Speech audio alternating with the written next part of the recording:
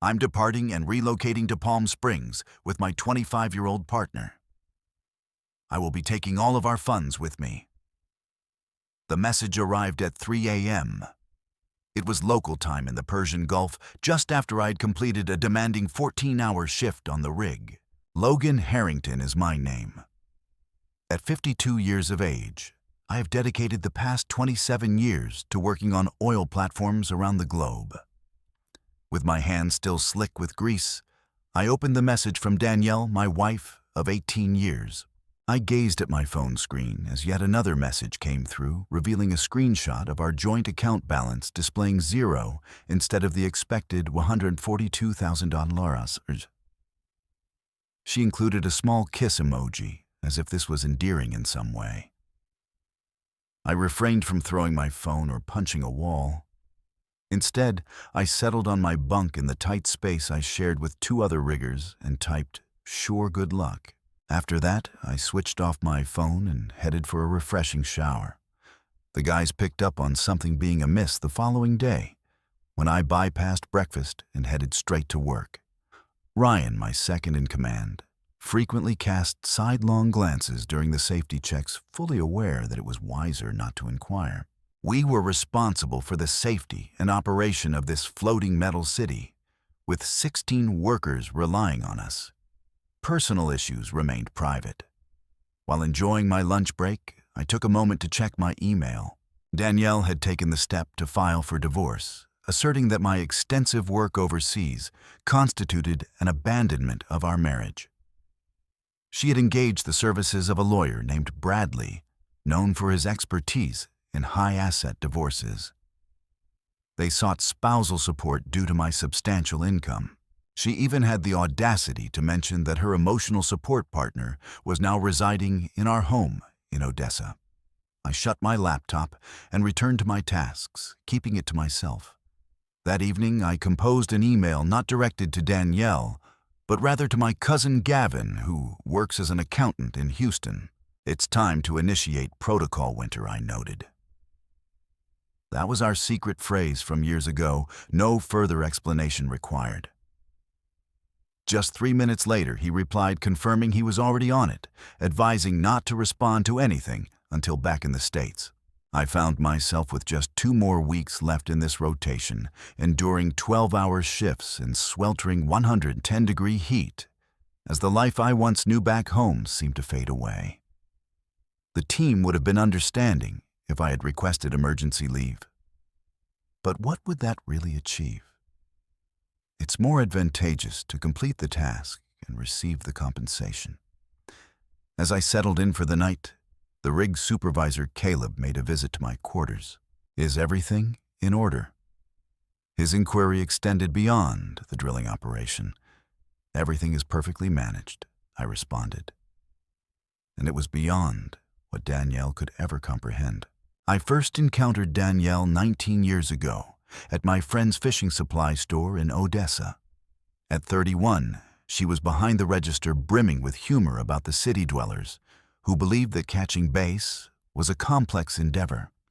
At the age of 33, with a decade of experience in the oil industry behind me, I found myself back home between contracts, assisting a friend with inventory management. 11 months later, we tied the knot. Quick yet, it was logical in that moment. I had successfully established a fulfilling life, owning my home outright, thanks to a fortunate investment in a small producer that was acquired, and I was on a steady career trajectory in the international rigs. She expressed her admiration for my steadiness and concentration. I was truly impressed by her vibrant spirit and her remarkable ability to engage with anyone she met. The rotation schedule posed a significant challenge, with 2 months on and 1 month off during that period. However, the financial aspect was remarkable.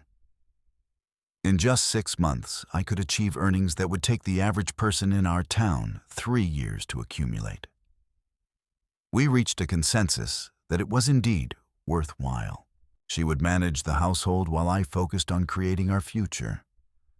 As I approached year 12, the initial signs of trouble began to surface. Minor details, concerns regarding overlooked birthdays, There were lingering doubts regarding the necessity of accepting the Saudi contract. Observations regarding the consistent presence of her friends' husbands during dinner gatherings. Reflecting on the past, it's clear I should have recognized the signs. At the age of 47, I noticed she ceased inquiring about my return home. She ceased sharing images of her activities. While I initially attributed the decrease in the length of our video calls to the natural progression of a long-distance marriage, I now realize there may be more to it. Comfort taking the place of excitement. Establishing a routine can effectively eliminate uncertainty. Last Christmas, I returned home to discover that she had completely transformed our house without a word of warning. Fresh furnishings, a vibrant coat of paint, and a complete transformation. When I inquired about it, she simply stated that a change was necessary. I refrained from inquiring about the specific nature of the change she was referring to. 2 months ago, I observed some transfers from our joint account to an unfamiliar one. She elaborated on the topic of home repairs. The foundation required some attention. I passed by the house prior to departing for this rotation. There was no indication of any ongoing construction, yet a black Audi I had never encountered before was parked in our driveway. It has been 4 weeks since she completely ceased responding to my calls. She simply sent messages indicating that she was occupied with a new project. I nearly decided to return home ahead of schedule. I chose to place my trust in my wife, with whom I've shared 18 years of marriage. Just 3 days ago, I received a photo from our neighbor Franklin, featuring a moving truck parked in front of our house. He simply wrote, "I thought you should know."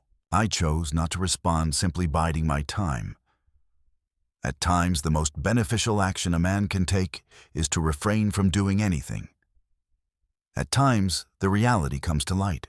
After wrapping up my shift the day following Danielle's message, I made my way back to my quarters. The satellite phone began to ring. It was indeed Gavin. He inquired if you were seated. "Please share your thoughts." He presented it with stark honesty. She has meticulously crafted this plan over a span of no less than 14 months. Consistent deposits into a distinct account using her maiden name. Beginnings were modest, with $2,000 in one instance and $3,000 in another. Subsequently, larger sums have been observed over the past 90 days. A total of $214,000 was transferred, not merely the $142,000 from your joint account. The room appeared to shift at an angle for a brief moment. That amount was notably higher than what was reflected in our joint savings. Gavin went on to elaborate further. 6 months ago, she made adjustments to the beneficiary designations on the life insurance policy. She withdrew a $40,000 home equity line of credit secured by the house. You definitely crafted your signature on that one. I found myself perched on the edge of my bunk, acutely attuned to the profound resonance of the rig's generators humming below me. After 18 years of companionship, after almost 20 years together, she had been systematically removing me from her life, one fragment at a time, for more than a year. I finally mustered the courage to ask the guy, Chase Forrester. As she mentioned, it's 25. Ex-personal trainer. There has been a lack of notable employment experience over the past 3 years. I have had 3 past relationships with women who are over the age of 45. All concluded within a span of 18 months. The pattern was clear to me without needing explicit explanation, and Miles Gavin's voice took on a deeper tone. Charges have been made for 2 one-way tickets to Palm Springs, scheduled for next Tuesday. That is 3 days away. She wasn't merely leaving me. She was fading away, attempting to erase herself along with everything else before I could even reach home. I ended the call and remained in the shadows of my room for an extended period. Left the lights off, simply sitting there, observing memories shift and align in my mind like puzzle pieces forming a new image. The phone calls she would take outside during the late hours. The unexpected surge in fitness enthusiasm 3 years back. The concerns regarding finances, even with our ample savings. The most striking aspect for me was not the act of betrayal itself, but the meticulous planning behind it. The deliberate and measured unraveling of our existence, all while maintaining a smile in my presence. As I received the funds I sent back home, as she expressed how much she missed me. A transformation occurred within me at that moment. The pain solidified into a more rigid, frigid form. I made my way to my locker and retrieved my laptop, logging into the email account that only Gavin and I were aware of. I accessed the holding company we had created 8 years prior, a decision influenced by witnessing a colleague's devastating loss during a divorce. The name Winter Light Holdings, derived from my grandmother's maiden name, intertwines beautifully with the creek that flows through our property. The account balance has been updated to reflect a total of $1.6 million.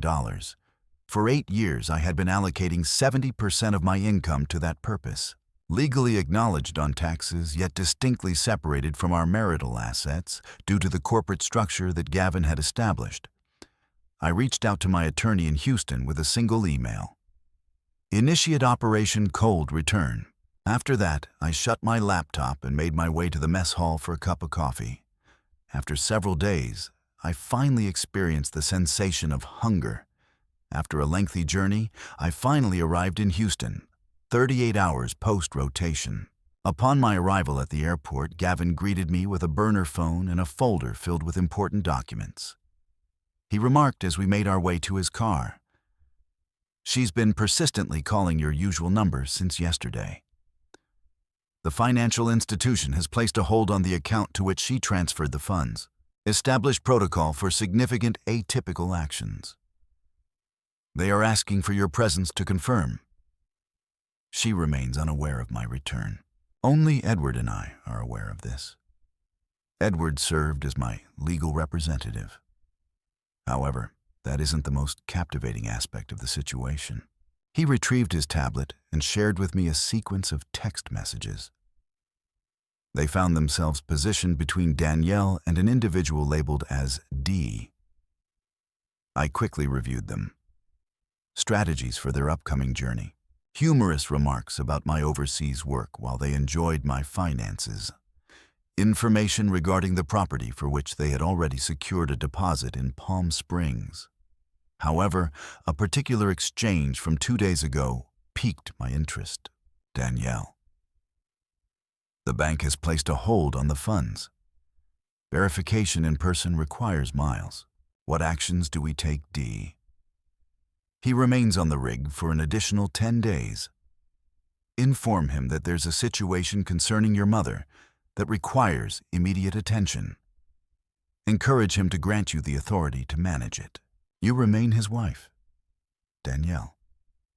He seems to be avoiding my calls. D. Put in more effort. It is essential that we receive the funds prior to the house closing scheduled for next week. We may need to consider an alternative approach, Danielle. I have reservations about Plan B, D. It feels merely like a safety net. He undertakes a perilous profession for a purpose. Accidents are a common occurrence in everyday life. I returned the tablet to Gavin. My hands remained steady, yet chilled. Are these acceptable? I inquired. They originate from the cloud backup of her phone. Last year, she utilized your Apple account credentials to configure her new phone. Always keep your password the same. All your data seamlessly integrates with your cloud storage. We headed directly to Edward's office. He had taken the necessary steps by preparing divorce papers, filing a criminal complaint regarding the forgery on the home equity loan, and submitting an emergency motion to freeze all assets. Once we were seated, Edward mentioned that there was a complication. She submitted a domestic violence claim against you yesterday, stating that she departed due to persistent emotional abuse and financial control. Asserted that she felt threatened regarding her safety. That is utterly ridiculous, I remarked. For the past 7 weeks, I have been 6,000 Logan away. It is of no consequence. This approach seeks to elicit compassion from the judge, thereby rationalizing the appropriation of funds. Her attorney is advocating for an urgent hearing tomorrow to obtain a restraining order against you and to secure exclusive rights to the house. It seems she intends to restrict my access to my own property, even though her boyfriend resides there. Edward acknowledged with a nod. Additionally, there's more to explore. She has already utilized the home equity loan. It was transferred to an LLC registered under Chase Forrester just 3 days after it was received. I inhaled deeply. Possibilities. We will file a counter immediately. Deception, falsification, emotional estrangement, and illicit collaboration stemming from those text exchanges. We kindly ask for an immediate freeze on all her accounts and the LLC. He smoothly pushed a document across the desk. This is filed. I gazed at the paper before me. A motion has been filed to dismiss the domestic violence claim, supported by evidence suggesting perjury. What proof is there? Edward offered a faint smile. Your company's security badge reveals that you have spent 7 consecutive weeks on that oil platform. The stamps in your passport serve as undeniable proof. I have obtained your phone records, which detail all calls exchanged between the two of you over the past year. No indications of disputes or intimidation. I have signed in the designated area. Additionally, Edward mentioned, it is essential for you to display a sense of astonishment when she is presented with her dish. She is unaware of your return at this moment. At this moment, you remain officially at sea. I acknowledged with a nod. I am capable of accomplishing that task. Upon exiting Edward's office, I felt my phone vibrate with a message from Danielle on my usual number. I would appreciate it if you could give me a call. This situation requires immediate attention. Your support is essential to me. I chose not to reply. The snare lay in wait, yet it was not of her making. I spent the night at Gavin's place enjoying a restful sleep that I hadn't experienced in weeks. The following morning, I accessed the security camera feed for our home in Odessa, a system I had set up 3 years prior, and continued to manage from a distance. Danielle may have overlooked it, or believed that I wouldn't be able to reach it from abroad. The video captured a young man relaxing by the pool, our pool sipping from my whiskey collection and donning what appeared to be my old college sweatshirt. He was chatting on my phone with someone, laughter filling the air, his feet resting comfortably on the outdoor furniture I crafted myself.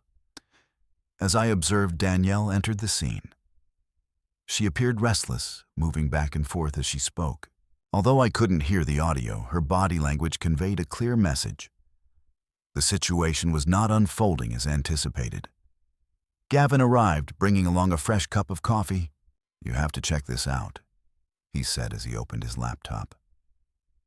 He had dedicated the night to thoroughly exploring Chase Forrester's background. The discovery he made transformed everything. He has prior experience with this. On 3 occasions, Gavin pivoted the screen in my direction. Consistently, the same pattern emerges. Encounters a woman, typically in a committed relationship, consistently enjoying financial security. The bond deepens. A woman decides to leave her husband, taking with her whatever funds she can gather. They embark on a journey together.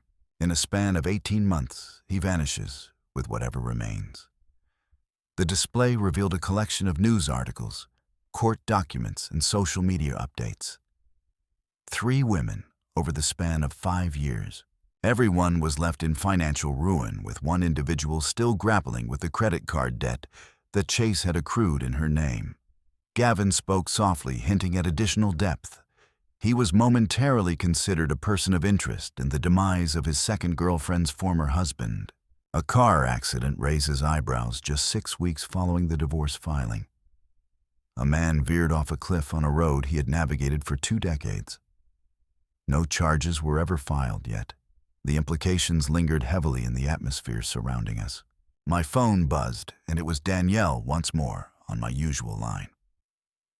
I decided to let it go to voicemail. "You need to listen to this," Gavin remarked, activating the speaker to play the message. "Could you provide the miles, please? Please reach out to the bank at your earliest convenience."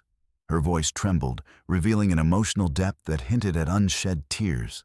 "It appears there has been a misunderstanding regarding our account. I was in the process of transferring funds to a more secure investment, as we discussed, when the bank unexpectedly froze all my accounts. I am unable to access any funds at this time. Kindly reach out to them and reassure them that everything is fine. I feel a deep sense of fear." We did not discuss that topic at all. The performance was compelling. I would have trusted her 2 weeks ago. During our lunch meeting, Edward remarked on her state of desperation. The closing of the house in Palm Springs is just 5 days away. They require those funds. "What should be our next step?" I inquired. "The urgent hearing is scheduled for this afternoon. Judge Winters is currently overseeing the proceedings. She maintains a strict stance against unfounded allegations of domestic violence.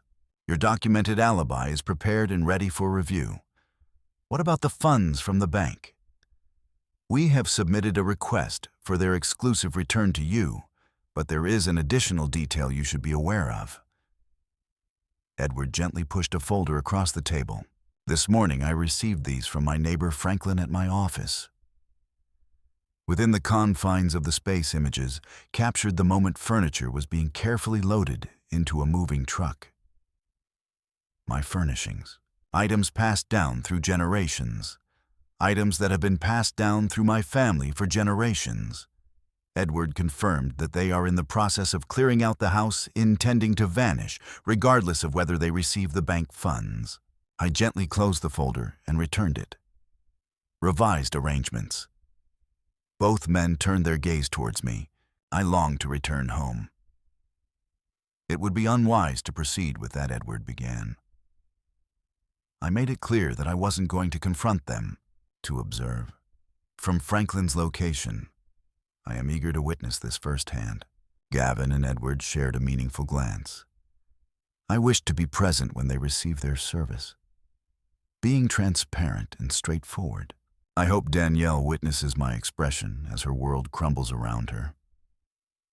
Edward acknowledged with a thoughtful nod. "I will take care of it." Upon exiting the restaurant, a message arrived on my burner phone. It came from Franklin. "Your grandfather's desk, the one you lovingly restored, is being packed up now. I thought this information might be of interest to you. Certain thefts transcend mere monetary loss. Certain betrayals leave a more profound impact than others. This has taken on a deeply personal dimension now. The 6-hour journey to Odessa provided ample opportunity for reflection." Edward coordinated with the sheriff to ensure that the papers would be served at 9 a.m. The following morning, Gavin arranged for surveillance to be conducted from Franklin's house, which was situated directly across the street, where I would be staying overnight. All elements were perfectly arranged. When I arrived just after midnight, Franklin welcomed me with a quiet handshake. He was a seasoned petroleum engineer who had spent 30 years working on rigs himself. "There's no need for further clarification. She remains completely unaware of your observation." I inquired as soon as we entered. "None. They have spent the entire day diligently packing, carefully selecting the valuable items while discarding the unnecessary ones." He gestured towards his front window, offering an unobstructed view of my driveway. 2 moving trucks arrived and departed, with larger ones scheduled for tomorrow morning to handle the final load. I acknowledged, absorbing the details presented. "Has anyone else had the chance to visit a woman with a clipboard?" was observed yesterday. Appeared to be a professional in the real estate field. That took me by surprise. "Are they putting the house on the market?" It appears that she was captured in the act of taking pictures. I reached out to Edward, and he assured me that he would look into the property records first thing in the morning. In the quiet hours of 3 a.m. Rest eluded me, as I found myself at Franklin's kitchen table meticulously going through the documentation Gavin had put together. Bank records reveal Danielle's methodical depletion of our accounts. Phone records show a substantial number of calls to Devon spanning more than a year. Credit card statements reveal hotel charges in our own town on the very days she asserted she was visiting her sister. The evidence presented was strikingly clear and revealing. More than a fleeting act of treachery, it represents a deliberate and strategic removal. A careful disassembly of all that we had constructed, one element at a time. As the sun began to rise, Edward sent a text to confirm. Danielle had engaged a real estate agency to list our house just 2 days prior, setting the asking price at 30% below market value to facilitate a swift sale. She had falsified my signature on the listing agreement. At 8:30 a.m., I observed from Franklin's kitchen window as Danielle and Devon packed the final items into Devon's sleek black Audi small valuables that were simple to carry. The silver picture frames that belonged to my grandmother, along with the antique watch my father gifted me before his passing. At 8:45 a.m., a sizable moving truck arrived. 3 men emerged and made their way toward the house precisely as planned. At 8:55 a.m., an unmarked vehicle positioned itself directly behind the moving truck, effectively trapping it in place. 2 sheriff's deputies, accompanied by a woman dressed in a business suit, made their entrance. Edward had dispatched a court officer to accompany them. It's the moment I remarked to Franklin. I made my way across the street as the deputies neared my front door. Danielle responded, her demeanor transforming from annoyance to bewilderment as the officers revealed their identities. "Mrs. Harrington, we have some documents to present to you and the gentleman present here." I remained hidden, observing from the periphery of the driveway as her complexion faded away. She summoned Devon, who emerged from behind her, his arms wrapping around her waist in a protective embrace. At that moment, I made my entrance. The expression on Danielle's face is etched in my memory, transitioning from shock to fear, and finally to a moment of deep contemplation. Devon appeared to be in a state of bewilderment. "Miles," she whispered, "you're meant to be on the rig." With a quiet surprise, I nodded to the deputies, signaling them to move forward. They presented the collection of documents, including an emergency restraining order against them, a freeze on all assets, a criminal complaint for forgery, the nullification of the home listing, and a notice of divorce proceedings that cited fraud and criminal conspiracy. "You can't do this," Devon asserted, his chest puffed out with determination. "She harbors a sense of fear towards you. We are dealing with a case involving domestic violence." This morning, I was dismissed by Judge Winters, and I interrupted. "It's quite challenging to mistreat someone from such a great distance of 6,000 miles. The judge showed a keen interest in the text messages that outlined your alternative strategy concerning my insurance policy." His expression became vacant. Danielle took a step forward, her eyes glistening with unshed tears. "Miles, there seems to be a miscommunication here. I was simply saving our documents, having completed the task for her, while pointing towards the moving truck. Safeguarding our belongings by clearing out our residence, strategizing our future by selling our property without my knowledge." She was at a loss for words. "The court officer announced that you have a half-hour to gather only your personal belongings. Clothing and toiletries are accounted for, while the remaining items await court inventory." As they entered under watchful eyes, I chose to step away. "What is your destination?" Danielle shouted my name as I walked away. I chose not to reflect on the past. "Welcome to your sanctuary." The hearing occurred 3 weeks later. I found myself seated at one table alongside Edward, while Danielle and her lawyer occupied another. Devon was notably missing. He vanished 2 days after being served, absconding with Danielle's remaining cash and jewelry, a recognizable trend, much like what Gavin had uncovered. The judge examined the evidence with careful consideration. Financial statements, counterfeit paperwork, SMS exchanges, geographical information. Upon encountering the messages about Plan B and the insurance money, she paused her reading and fixed her gaze on Danielle. "Mrs. Harrington, do you understand the consequences associated with conspiracy to commit insurance fraud or even more serious offenses?" Danielle's attorney leaned in closely, speaking with a sense of urgency. "It was not as it seems, Your Honor," Danielle stammered. Devon was merely making a light-hearted comment. "I never would have imagined that." The judge interjected, urging to reserve it for the criminal proceedings. "The authority of this court encompasses the division of assets and the dissolution of marriage." She persisted in her examination of the documents, occasionally shaking her head in disbelief.